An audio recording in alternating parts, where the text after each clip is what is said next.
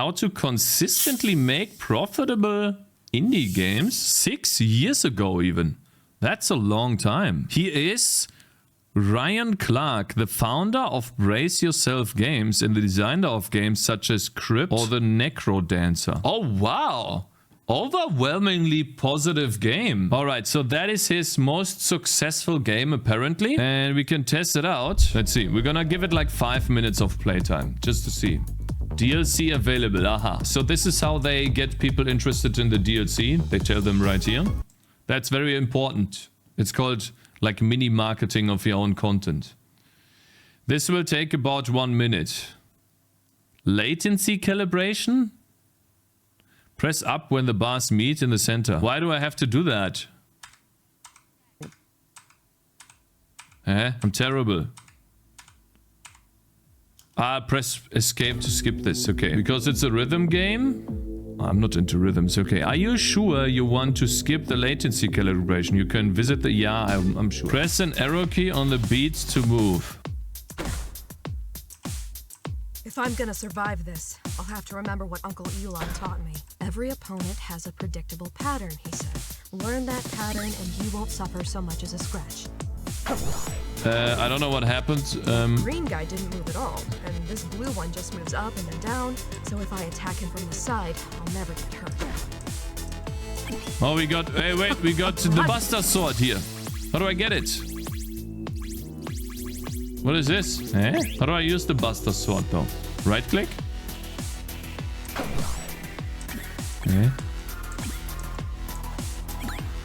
Looks like those skeletons put their hands in the air when they're about to jump. If I'm in the way when they move, it's gonna hurt. Game's too easy. Also, I totally don't get it. Why would I have to? No, it's not about a queue. I'm just being impatient. I feel like the game is forcing me into this rhythm thing. Which I guess I'm not a rhythm person.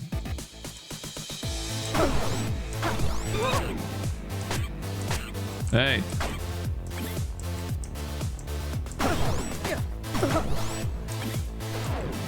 I mean, it's not my type of game, you know. It's fine. Like, some people really like it. Exactly as expected. I'm not really a rhythm person when it comes to this. It's fine, you know, everyone has their... I wonder how well it was received. It was very well received, which I can understand. You know, some people really enjoy this stuff. Anyways, okay, I'm dead. Okay, not my type of game. But that doesn't mean that the game is bad. To say that in a better way, the game has actually been very well received. People really enjoy this game. Please don't get it the wrong way. And I can't stress this enough. Just because I don't like it doesn't mean it's bad. Okay, it doesn't mean it's bad. So please don't get the wrong idea. It looks like so many gamers really enjoy this game. And so that is really cool. Well, now we know at least a little bit about the game and how it is designed. You know, so you can sometimes miss a beat. And if you miss a beat, your character doesn't move. Hi everybody, my name is Ryan Clark. And today I'm going to be talking about how to make consistently profitable indie games. Okay. Here is a quick overview of the talk. It's Dev Spotches. I'm going to do a brief introduction, then I'll get to the strategy itself with subsection for hooks, market analysis. Okay. So first, who the hell am I? I'm going to spend the next 45 minutes giving you a ton of advice, but why should you listen to this advice? Well, I became a full-time indie developer back in 2004, and since then I've made 10 games, 8 of which were profitable, with 3 grossing in the millions. 4 of those were nominated for IGF. Damn, 4 of those were nominated for IGF awards, and 1 of them won a Game Developer's Choice Award. I have an explicit strategy that I've used to achieve this level of consistency, and that's what I'm going to discuss in this talk. So let's get started. Okay. This is a screenshot from a game called Airscape: The Fall of Gravity. One of its developers posted an article on Gamasutra discussing its poor sales. It seems that despite everyone giving them positive feedback and reviews, the positive feedback and reviews, yeah, but how long did they play? The game only sold a few hundred copies. The developer concluded that a good game isn't good enough, and I wholeheartedly agree. Unfortunately, Airscape just doesn't have any big hooks, nothing that really grabs you. It's a good game in a sea of good games. I think the method used by many newcomers will generally produce good games like this, but not noteworthy games. It's common to take a look at successful Game X and see various flaws in that game and decide to make Game X but better, or Game X but in space. But what should we be doing instead? Well, by my estimates, 95% of indie games don't make a profit. If you are not confident in being able to explain why the hits hit and why the others did not, you shouldn't be confident about your game's chances either. I know that's a rather frightening statement, but please do think about it. You need a reliable strategy if you want to be consistently in that profitable 5%. That's actually a really good point. That is actually what I'm trying to learn. So when I tell you guys that, oh, Bloons makes an intrusive tutorial explaining you that, oh, the next Bloon that you fight here has this color and that's what it does, then there's a reason for that. And the reason for that is because without the tutorial, the player will be left totally flabbergasted at what does that Bloon do. And if you don't have such a strategy, you need to be honest with yourself about your chances. You need to become adept at identifying game ideas that satisfy these 3 criteria. They need to sit in the overlap of something that you want to make, something that you will still enjoy making even after working on it for a year or more, and something that you're able to make, which means you need to become skilled at estimating scope, budget, and the abilities of your team, and something that you're confident will make money. So how do you identify ideas that will satisfy all 3 of these criteria? Well, here are the steps that I take for any given game design. I evaluate the quantity and quality of the game's hooks. I evaluate the viability of the market for similar games, and I consider how I can describe and promote the game. So let's start with hooks. To be successful these days, it helps a great deal if your game stands out. If you want people to remember your game, to talk about your game, and to write articles about your game, it needs to have a hook, preferably multiple hooks. Okay, what is really considered a hook? Let's try to do some brainstorming before we let them just tell us what a hook is, because then we don't really learn much. Let's take the example of my game. I have a tower defense game where the characters are somewhat cute tangerines. What makes my game unique and different to other tower defense games is probably, very likely, this skill tree right here. And the unique abilities that allow you to travel along the skill tree to unlock them, and the stats you get along the way. The entire party system of the game that you will be able to unlock as you play through the game. It will feel like an MMORPG where you control the entire party, not just one character. And if I'm able to flesh this out in a very well way, in a really cool way, then that could be the hook. And obviously the progression system of different weapons and armor pieces. That is what makes my game and my tower defense game unique, and that doesn't exist on the market at all. Your hook is that you live design on Twitch, Cakez. I guess that could be added to the game too, because then players can interact with me on a daily basis and give me feedback and also suggestions on the game once it's out. I do agree there. Yeah, you're right. Those are the hooks. Unique doesn't mean it's a hook. Not sure you want to watch the rest of the video because he will tell you that your hook is really weak. You guys can disagree, but then why is this hook really weak? Why is this weak? Just because you have something unique, it isn't enough. If your chat is struggling to see what your good hook is, you might have things to improve. True. That's a good point. So then that's why I'm asking, well, okay, if that's not the case, why? I think that potentially the hook of my game could be the deep combat system that allows you to specialize and create certain unique builds that feel like you're building your own characters while you're playing the game. And there's always a new character build that you can try out that is achieved by the skill tree and the items in the game. So a PoE-TD, something like a PoE-TD, yes. The stat system is highly inspired by Path of Exile. All right, guys. So now that we have taken a look at maybe our hooks, maybe not, right? Let's see how he's defining them. In music, a hook is a short riff or melody or phrase that really grabs the listener and gets stuck in their head. In games, a hook is similar, but game hooks often take effect before the game is even played. The hook is some interesting bit of information about the game that compels people to try it or to discuss it. Yeah, but that's what I mean in my game. If I say that I have a unique talent tree for each hero and you can build your own heroes with that unique talent tree, that is what will get people talking. Okay, well, cool, what type of builds can I do? Oh, this is the most powerful build. Look at this most powerful build you can do on this Tangy. completely destroying all waves. By way of illustration, I'll describe some hooks from Crypt of the Necrodancer, since the design fortunately provided quite a few. Gets YouTube videos, First, the game's name is a pun. Some people hate puns and some love them, but at the very least the name is memorable. Rock Paper Shotgun said, Crypt of the Necrodancer is called Crypt of the Necrodancer, which already makes it incontrovertibly the greatest game of all time. Okay. The game's core mechanic is also a hook. The term roguelike rhythm game sounds impossible or crazy, which immediately gets people interested. The game has an excellent hooky soundtrack written by well-known composer Danny Baranowski. Star power itself is a hook. That's why celebrity endorsements in advertising actually work. And our singing shopkeeper is also a fan favorite and gets people talking. But the point is, the people on your team themselves can be hooks. Okay. The game's art, while it is pixel art, has personality. People often comment on the hip-thrusting, dancing skeletons.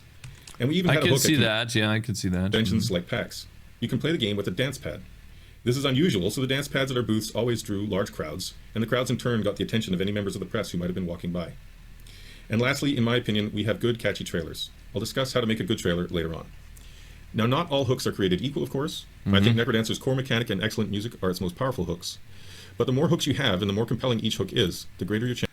In that sense, then, the Bloons soundtrack is a hook. Everyone knows this.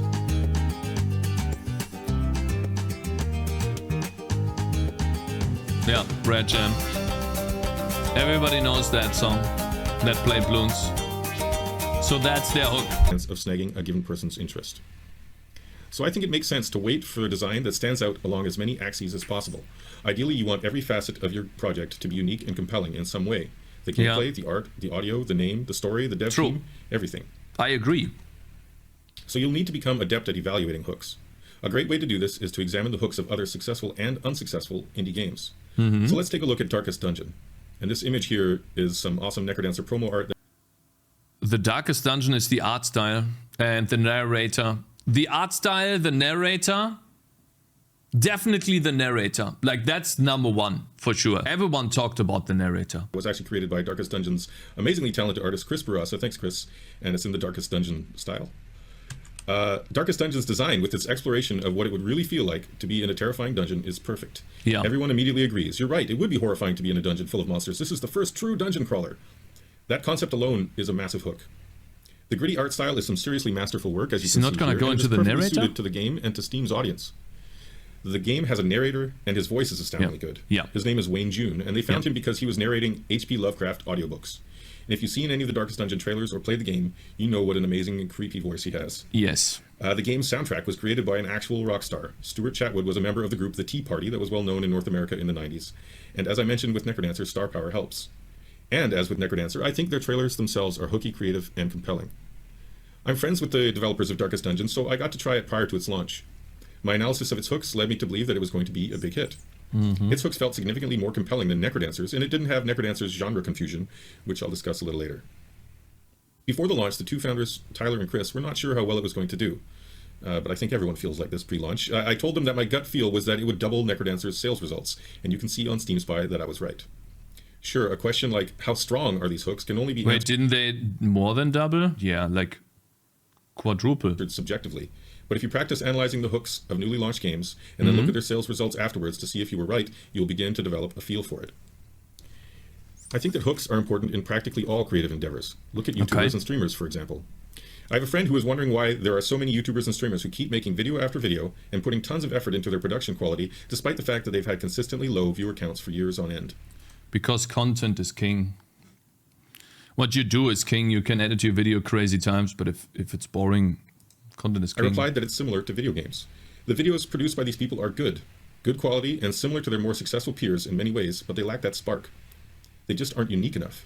These people are probably overestimating the entertainment value of their work while also failing to understand the non-luck factors that generate success for others. They are unable to accurately compare themselves to the big shots to determine what they themselves are lacking. I feel that this situation is unfortunately the same for many indie game developers. It's not luck. Now next, let's talk about market analysis. But don't panic. Analyzing a market is not boring drudge work. You will get to play games for fun, and presumably you'll be doing it in a My hook is not rage, bro. My hook is not rage. My hook is that I'm a normal person making a game. Okay, I don't have any special knowledge or powers. I'm just consistent. Enjoy. This is one of my favorite phases of game development. You should find the 10 or 20 games that you think are closest design-wise to your game. And if it's hard to find similar games, you should still take a look at the closest games that you can find. Play all of them, examine their hooks, and look at their sales results. Importantly, you want to include games that have sold poorly. Get a feel for these games. What is Kingdom Rush Sook, guys? People already knew the browser game from way back when. That's not a hook, I think. Kingdom Rush is OG. It's art style plus RTS-like tower defense style. Kingdom Rush essentially set the quality bar for TD back in the day. TDs back in the day. It's hard to tell today, but the game is from 2014. At the time, it might have been more unique than today. The hero concept likely made it popular, wasn't common back in the day. Okay. Come up with explanations for why each game sold as well or as poorly as it did. Contrast the top sellers to the rest to see what the common factors and what the differences are. Now, market analysis is all about trends. Is the market for a certain type of game trending up, down, or steady? How big is the market? How competitive is that market?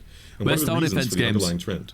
I'll come back to this slide in a moment. But knowing how strong a given market is now is helpful, but only if you understand the trend can you predict how strong that market might be when your game finally launches a year or two down the road.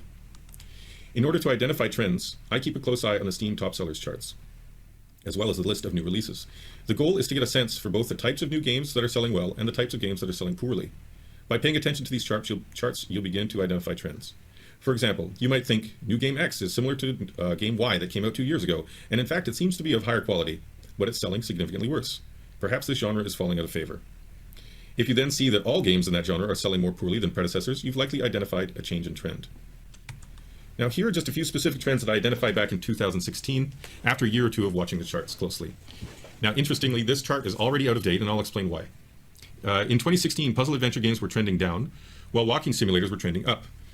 But in 2017, I'd say walking simulators are actually flat or declining. In 2016, arcade twin-stick shooters were scraping the bottom while survival games were soaring. And multiplayer versus games were also trending upward, and they still are in 2017. Now, if you survival games are still big. don't stay on top of the trends, you can easily make costly mistakes. For example, if you really enjoy arcade twin-stick shooters, and you remember that back in the day, Geometry Wars seemed to be a really big hit on Xbox Live Arcade, you might think, yeah, twin-stick shooters can make lots of money. But in 2016, you would have been wrong.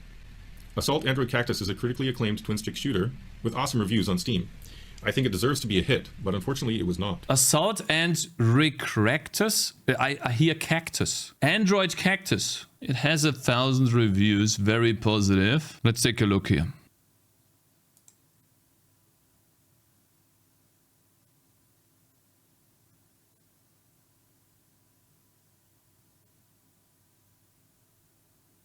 I mean, it does look a little bit cheap, but I guess it's the art style. Slick as hell. Okay. It's difficult to go into this without having a bias now. I have to try to get rid of the bias I have. I'm trying to look for something bad. Let's see, take a look at the reviews. First playthrough of this game, 6 hours, 28 hours, 3 hours, 19 hours. Looking really good, actually.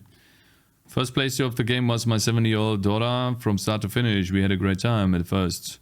Felt brutal, maybe too hard for a 7-year-old, but felt rewarding. About 15 minutes in, we knew how to play and started dying less and making more progress. We faced our first boss together. Was satisfyingly hard. Let's take a look at some negative reviews, but it's really well received. He's right. 94% is really crazy. Screwed on too tight. Let me be clear, there's many things about the game that I like. Clearly has a ton of... Still played a long time. They all played a long time. We got 1,000 reviews, so that's not bad for a crappy game like that. Yeah, but what is crappy about the game? All the goods are there. Great audio, visuals, pleasant look at, getting one pumped, fantastic feeling, most weapons. Creative dynamic levels are stimulating by asking the player to adjust the fly. Similarly, creative bosses. So how can I not recommend this game? Because it's plagued with the most atrocious design flaws I have seen, that's why.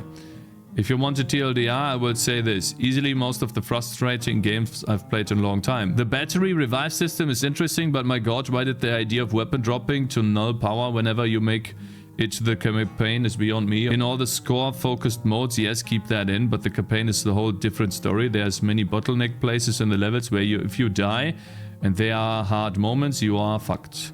Because now you need to somehow clean up this hard part with severely diminished firepower, which leads to more deaths. So the top of the fact is that lowered firepower makes it quite hard to catch up. The health bar could almost not be there. Really? The game has an unhealthy obsession with one-hit deaths. Okay. All of the stuff presented above. Okay. Well, they made unpacking. Oh, I see. We took a look at that game too. Cool. It's a relaxing, cute pixel graphics casual game. Okay. Fine. Let's go back to this. It's really interesting. Game's twin-stick shooter with awesome reviews on Steam. I think it deserves to be a hit, but unfortunately it was not. However, there are roguelike cousins of the twin-stick shooter genre that have succeeded, like The Binding of Isaac, Nuclear Throne, and Enter the Gungeon. Staying on top of the trends will make these sorts of distinctions clear to you and prevent you from making costly mistakes. But in order to have even more confidence in our analysis, we should also try to understand the factors that support these trends. Let's take survival sim games as an example. I believe that the strength of survival sim is here to stay for a number of reasons. This is interesting for dev spudgers. First, the majority of human evolution took place in an environment where we were hunting and gathering and struggling to survive. Yeah. Modern lifestyles share none of those characteristics, but obviously we still retain many. Oh my god, I see. That's why RimWorld is so big. Because it's the survival aspect. No, that's why Valheim is also so crazy. Not the only reason. Era. Let's see here. As a result, survival games allow players to experience some strong feelings that other genres cannot deliver. The survival genre is fairly flexible and can support many aesthetics. 2D, 3D, first person, third person, God view, even ASCII art like Dwarf Fortress. So there's plenty of room for innovation and new types of games. Survival games tend to have high retention, and the trend on Steam is towards games with high retention selling well. They also lend themselves well to online multiplayer, which is another trend on the rise. They are very streamable and YouTubeable, which is another trend on the rise. Most of the original survival games of this era still sell well, and are some of the top-selling games on Steam in recent years. In contrast, it seems that puzzle adventure games are on the decline, largely because that genre is on the opposite side of many of these sub-trends. Puzzle adventure games have I'm not a good puzzle low game replayability guy, and low retention. They are not multiplayer. They are not favored by streamers and YouTubers because getting stumped doesn't make for entertaining viewing. I just hate getting stuck. You should also take a look at the size and composition of any market you're interested in. Are there enough fans of this type of game to generate the sales results you need to survive? Has even the highest grossing game produced enough revenue? Shooter. Action. If not, you may be in trouble. Or perhaps you'll get lucky and be the first to popularize the genre or to discover a new genre. And this is how mega hits like Minecraft occur. But I would not rely on that happening to you. But isn't Minecraft also about survival? So how is it really a big new genre? It's just basically, yeah. And don't look at vague charts like this one. They are too broad. You want to analyze only the handful of games that are most similar to your design. Many types of games can be considered action games, but just because the action genre is the largest in this chart does not mean that your action game will succeed. Gamers have very specific tastes, and those that enjoy action FPS games may hate action roguelikes. Subgenres are important. Last, take a look at the type of competition you're up against. Sure, the MOBA market is gigantic, but are you really going to steal users from League of Legends and Dota? Those games retain their players for years on end. No. To defeat League of Legends and Dota, you need to come up with an experience that is so much better that people are willing to abandon their League of Legends and Dota playing friends to get it. Do you think that you can do that? In my honest opinion, no one is going to dethrone these two. Like, League of Legends wins over Dota even, in terms of player numbers. So, like, there's so many League of Legends players that just don't want to play Dota, and the other way around too. I don't think there's going to be a third game. No. It's possible, but difficult. By contrast, there are a variety of indie genres where individual games are played for 5 to 20 hours, and then players move on. If you can give them a unique new experience in the genre they enjoy, those players may move on to your game next. Now, it's dangerous to enter a market where gamers are monogamous with their game of choice. It's far safer to woo those polyamorous gamers who love numerous games. If a market is large and contains polyamorous gamers, your game may be profitable even with weaker hooks. If there are more fish biting out there, then your hook is more likely to snag one. Conversely, if a market is small or contains monogamous gamers, your game had better have some astoundingly delicious hooks. Definitely. Okay. Next, let's talk a little bit about genre. How do you analyze the market for a mashup game like Necrodancer? Well, you want to analyze both markets and then attempt to estimate how much they overlap. The overlap is your actual target market. But beware, with a mashup game, you will really excite fans that love both genres, but you'll also immediately exclude anyone who hates either of the two genres. The effect is that you'll have an easier time reaching some minimum level of sales, but you will also limit your max audience size due to some gamers' dislike of one of the other genres. For this reason, I was confident that Necrodancer would be profitable, but I was not confident that it would be a hit. Hate plus love, no sale. Love plus Darkest hate. Dungeon mentioned above does not have the genre confusion that Necrodancer has. Love plus love? Guaranteed sale? Hey? Fuck, I missed that. I'm sorry. Overlap. The overlap is your actual target market.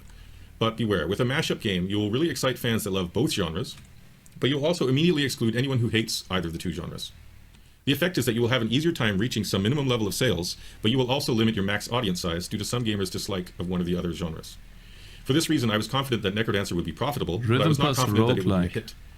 Darkest Dungeon mentioned above does not have the genre confusion that Necrodancer has, and as such has a wider target audience. Ah. And now a short discussion of how to make relatively accurate revenue estimates. When analyzing the success of other games in your genre, it's helpful to have sales estimates. But unfortunately, many people online seem to look at the numbers of owners listed on Steam Spy, multiply that by the game's retail price, and assume that the developers have pocketed that much money. But in reality, the number is always significantly lower than that. Yeah. First, you need to take bundles into account. If the game has been out for a while, it will certainly have been offered at a steep discount at some point, and it may even have been offered in a pay-what-you-want bundle or two, or even a Steam free weekend. So do your homework. Sites like steamdb.info can tell you how deeply a game has been discounted, and Google should tell you whether or not it has been in any bundles. Take these factors into account when producing your estimates. A warning flag should be raised if a game's Steam Spy stats for owner is significantly higher than its stats for players. It's normal for there to be a 10 or 0 to 10% discrepancy, but anything larger than that indicates that a pay-what-you-want bundle or some other kind of giveaway has probably taken place. Not sure what that means. And you need to know about all the things that get deducted from gross revenue. First, the platform holder's fee, which is probably at least 30%. Then there are taxes like VAT. I mean, we can just use the revenue calculator, right, for Steam. It's not perfect, but it could give us a rough estimate. Then you have to pay back whoever invested in the game. He probably doesn't talk about it, but for this stuff, I think you would just use Steam revenue calculator. Or what is the other site that we talked about earlier? The Video Game Insights, it's called, I think. Yes. You can, let's see, 20 million gross revenue, units sold. This could be a rough estimate here. Many companies will split revenue among everyone on the dev team, so you end up with far less than it seems, even for a hit like Necrodancer. Now let's briefly talk a little bit about what I call moonshots. If you're trying to create a mega hit like Minecraft, you're attempting a moonshot. To succeed, you'll generally have to create a whole new genre or take an existing niche genre and bring it mainstream somehow. Basically, you need to have a perfect sense of the current gaming zeitgeist, identify the largest hole in the zeitgeist, and produce a game that flawlessly and fully fills that hole. Easy, right? Yeah. But the zeitgeist can shift. I think that some games like Flappy Bird are more like fads. They fill a transient hole in the collective consciousness of gamers. If some other big fad game had come out just prior to Flappy Bird, would Flappy Bird have become as big of a hit as it was? I think there's a half-life of fads. Not. If the pet rock fad had come right after the hula hoop fad, it wouldn't have been nearly as popular. People become fad exhausted or fad resistant, so the timing is key. The hole in the zeitgeist that exists now may not be the same hole that will exist in 2 years. I think that some things like Flappy Bird are kind of meta. Flappy Bird became a thing because it was a thing. We were so starved for a fad at that point that when this fad came along, people talked about it because it was strange that other people were talking about it. But by contrast, Minecraft does not feel like a fad. It was a hole in the zeitgeist waiting to be harvested, and it could have been harvested at any time. Fads die out eventually, but Minecraft is still going strong. I think Minecraft's success is based on some core evolutionary tendencies inherent in humans. It's very clearly very fun for certain people, especially young people, but why? I believe it's because we've drastically distorted the ways that children function in our society compared to how they would have functioned in hunter-gatherer society. Nowadays, we shield our children from everything dangerous, and we try to get them to learn things that they do not see the relevance of. Whereas in the past, children would have been much more independent, and they would have been put to use by their tribe. A young kid who could forage for berries. Yeah, like I know this is a little bit unrelated, but have you guys heard about the YouTuber swimming to the island, trying to bring them to Jesus? And he got shot by a kid. They trained their kids to be shooting others that tried to invade their islands. Like, that would never happen in our society. Yeah. North Sentinel. Yeah, I think it's called North Sentinel. Yeah. The North Sentinel Island. They killed the last guy that tried that. Yeah. They have been talking about how the kids would raise arrows or raise bows and shoot arrows at you. Brutal. Yeah. And so yeah, he's right there. He's actually right there. I'm pretty sure that we can deduce from that that we would have been functioning similar in the past. Thanks for the tip. Yeah. Could I get the kids training? Yeah. And help feed the tribe would have been very useful. But these days, children get no chance to help.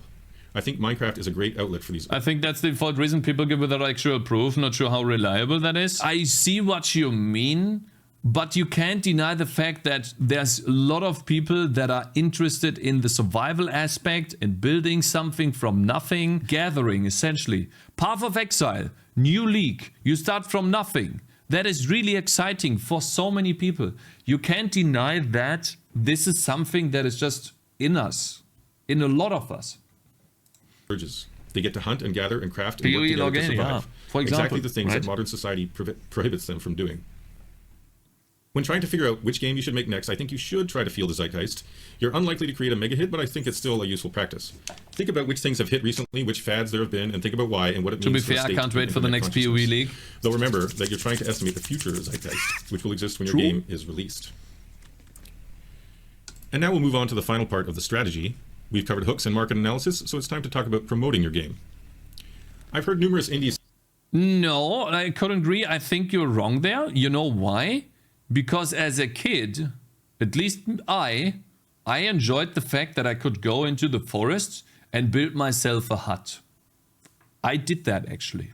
And there were some asshole other kids that would always destroy our hut. One time we built a hut in the forest, like a tent, with a bunch of sticks, and then on top of the sticks we would put smaller sticks, and on top of the smaller sticks we would put dirt, so that we had an actual hut that you could sit under, and we made a fire in that hut.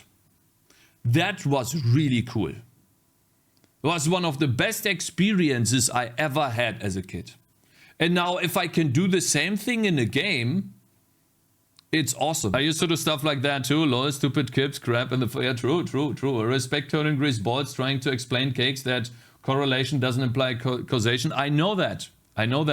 But I'm also not arguing that that is the reason. I'm saying that maybe there is something there. Yeah, but that doesn't necessarily link to have been hunter-gatherers in the past. It's true, but I mean, we are descendants of those. Like, we are descendants of those people. And so it is somehow in us, right? Why do people get angry?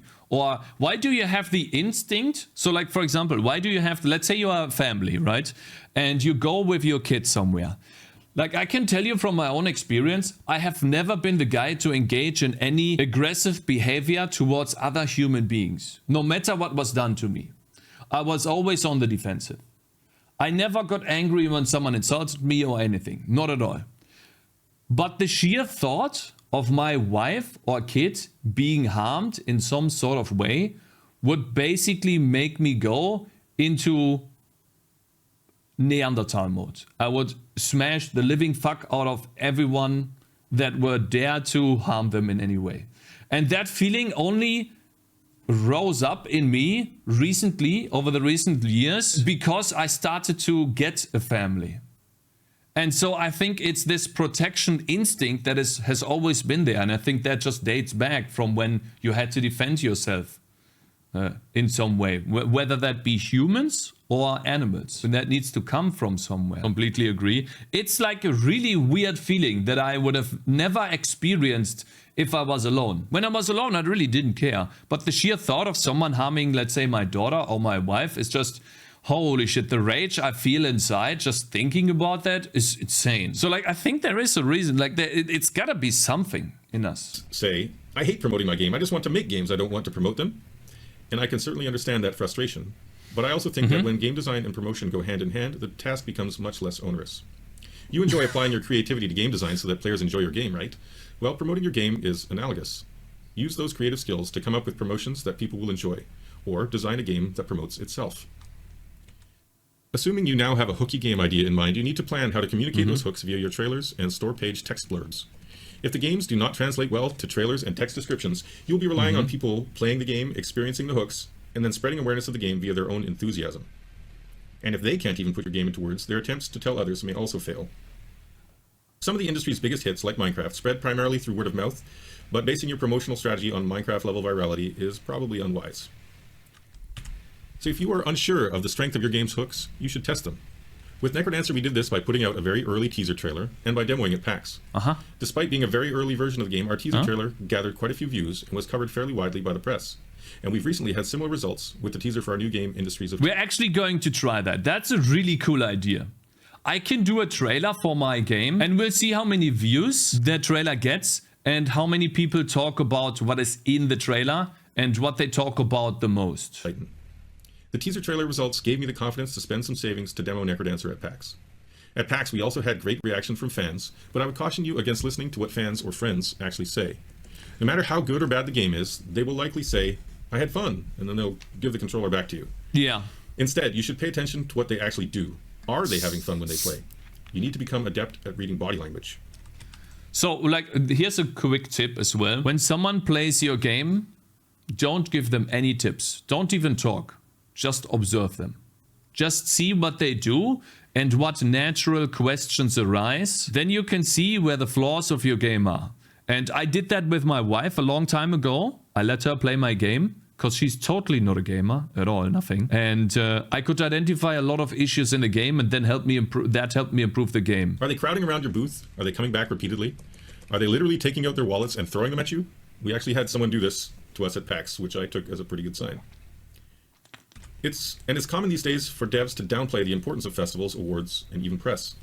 But I disagree. Sure, accolades and reviews themselves may not drive mountains of sales, but people need to hear about your game from numerous sources before they'll actually watch the trailer or buy the game. Also, accolades and review quotes are very helpful for use on your store page and in your trailers. I believe that they encourage viewers to give your game the benefit of the doubt. I don't know, to be honest. If it has all these awards and great reviews, I guess it has the opposite effect on me. If I see these awards and things, then I'm like, okay, did they buy this? So like for me, this seems all rigged and I never pay attention to this. If anything, like it has the opposite effect on me. Trailer. On me. This helps you get started on the right foot and puts viewers in a good frame of mind while your trailer drives home your game's awesome hooks. Because maybe it's because of AAA, they do that all the time, and I'm like, this game's gonna be shit anyways. It's gonna be rigged. I was on a panel about early access at the GDC, and the moderator was a journalist. He was asking us how we make our launches noteworthy. But since he was a journalist, I turned the tables and asked him what makes a noteworthy story for him. And he said a human angle. A headline of, "Our game has launched," is not very exciting. Thousands of games launch every year, but if you can come up with something more personal and compelling than that, you stand a much better chance of getting coverage. Also, we are indie. We are not big companies. We can provide a human angle in a way that AAA companies can't. The press are talking the directly 5 to years us, of creators. sweat and tears. If your game isn't going to stand out from most of the competition, demoing at a convention may not be worth your time. Telling them how wrong they are. Weeks of time due to prep work, the show itself, and then fatigue after, and then time getting reacquainted with your project when you get back to work. But there's more to a convention than just demoing on the show floor. You can have private meetings with journalists and platform holders, get feedback from your game development peers, etc. Without all the knowledge I've gained from connections I've made at conventions, I would have flamed out of the game industry a long time ago. Now, there's definitely some luck involved when promoting your game. Timing can be important, and there's often little information to go on when deciding when to launch. For example, for Necrodancer's final launch at the end of early access, we had poor timing. We were planning to launch on April 30th, but a few weeks prior to launch, we found out about a Steam-wide roguelike sale that Valve were hoping to include us in. We didn't want to launch after a roguelike sale, as people who want roguelikes may then have already spent their roguelike budget. Okay. So we pushed up our launch date as far as we could, which is hard to do when you only have 3 weeks left until launch, and we launched on the 23rd when the sale started. Needless to say, couldn't they have just pushed it back even further? But I guess that's bad, right? Because then you're missing the sales numbers for your mod. I see. It was not ideal to be launching at the same time that other roguelikes are also on sale for deep discounts. The launch still went quite well by most standards, but not as well as our first early access launch. And despite having a few tricks up our sleeves, like a mini documentary about the game's development, as well as new soundtracks by notable musicians, we didn't get a ton of press coverage for our launch. We chalked it up to early access. It's tough to get people interested in your second launch, and after they thoroughly covered the first one. But then a month or two later, during a slow news week, a fan of Necrodancer posted a Mega Man Total Conversion mod that was called Mega Dancer. The Mega Dancer mod got far more press coverage than our launch did, which seems kind of insane, but I think it goes to show you the power of timing. Game. The mod launched during a very slow week for gaming news. Damn. And I think people should avoid immediately blaming poor marketing when a game fails to find its audience. I've heard people say, my game has great review scores and people really like it, but I just don't know how to market it. But I believe that these days a game needs to market itself. Take a look at the game Undertale. It had a modest Kickstarter success, but little pre-launch marketing that I was aware of, and yet it sold hundreds of thousands of copies on Steam, because it contains numerous mysteries and quirks that people discuss online and work together to solve. Ah, okay. Rogue Legacy was similar. It came out of nowhere, but the family tree premise and the addictive gameplay compelled people to talk about the game. Animal Well too, yeah. Animal Well, people talk about it because it has so many different hidden mechanics, you know, that you have to unlock. And most of the time you won't find them yourself, but you talk about others and then, you know, that creates a community that spreads. Yeah, so that's what I heard about. The first thing I heard about Animal Well was Thor's printer printed him a document. And I'm like, the fuck? The printer? You can do that?